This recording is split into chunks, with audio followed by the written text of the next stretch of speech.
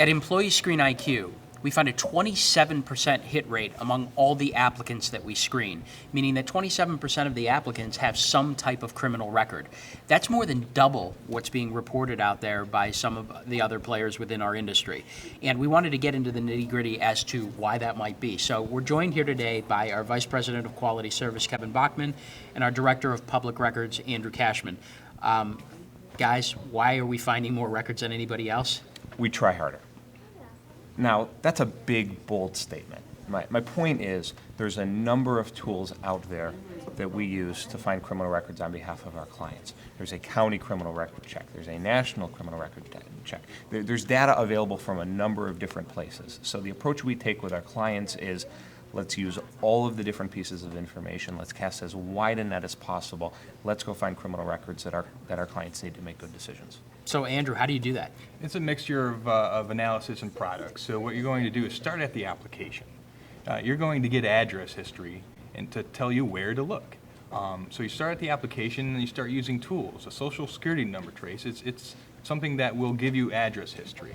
You'll want to order every single location, county that comes up on that trace. Mm-hmm. On top of that, you start adding other products like a national criminal database, as Kevin mentioned, that will lead you to other areas. Mm-hmm. You add everything together, and you'll get address history, you'll get names, other names, and then that's what we use to look for records. So the more information, the better, and leads to more results. Yeah, and the names thing is very important in addition to the addresses, because let's say, for instance, you're doing a background check on somebody that's married. She committed a crime under her maiden name.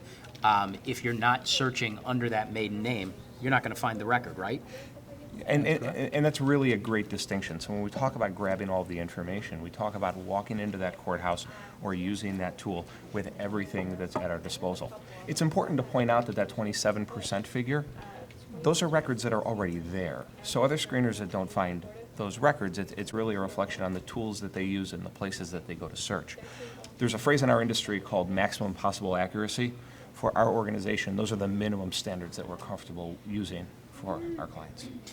Tell me, why. So Andrew's identified, how you do the search, what tools you use to do the search. Then we're going into these counties.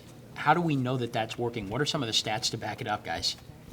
Kevin says it, and I'll let him say it again, but I'll say research, test. You have to know where you're going, why you're doing it, and make sure that it's right. Yeah, it's a great point. Industry standards and search practices are changing by the day. And even over the last 5 to 10 years, there's been remarkable changes in search methodology and tools that are available.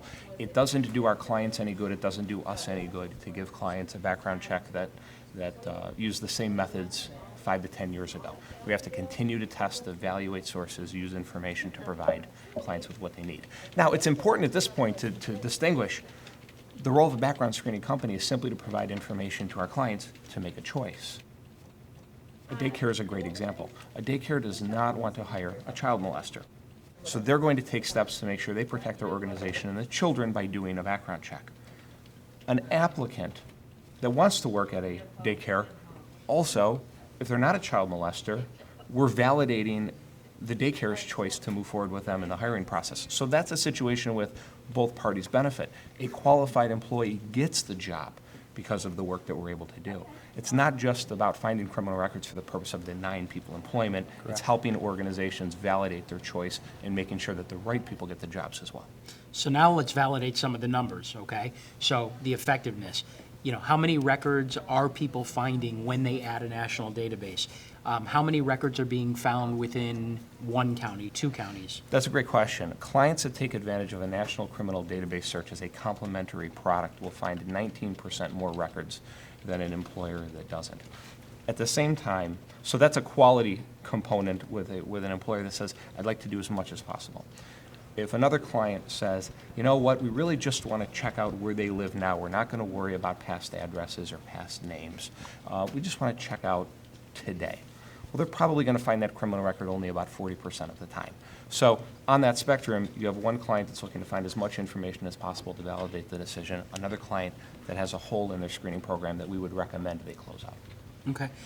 Any best practices that you guys can think of before we wrap? It's a great question. How do you compare background screening companies? And when we alluded to research and testing before, and so what is, everyone can do that, but then people will come up with different answers. An example of some of our answers in our past has been after research and doing some testing, we found in Las Vegas and in Nevada as a whole, Clark County, Nevada, where Las Vegas is, that they were only doing a one court search.